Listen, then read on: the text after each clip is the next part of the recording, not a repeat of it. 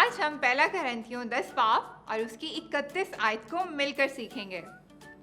तो पहले मैं आपको पूरी आयत सुनाऊंगी और आप ध्यान से सुनेंगे। फिर एक लाइन मैं बोलूंगी और आप उसको दोहराएंगे और आखिर में हम मिलकर पूरी आयत को बोलेंगे। तो क्या आप तैयार हैं?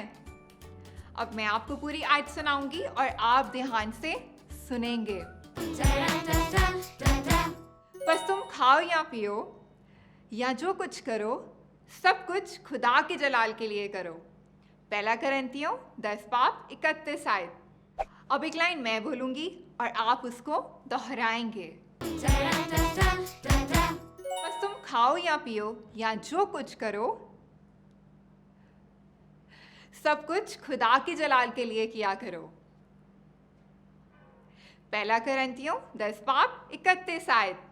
वाह, बहुत अच्छे, आप सबने तो इस आयत को बहुत जल्दी सीख लिया। तो क्यों ना हम इस पूरी आयत को मिलके बोलें।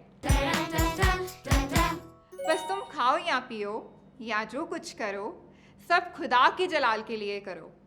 पहला करंथियों 10 पाप 31 आयत।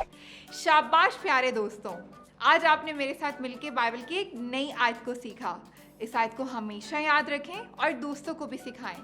अगली दफा मिलेंगे और एक साथ सीखेंगे बाइबल की एक नई आयत। तब तक के लिए बाय बाय। रोज की रोटी खाए हम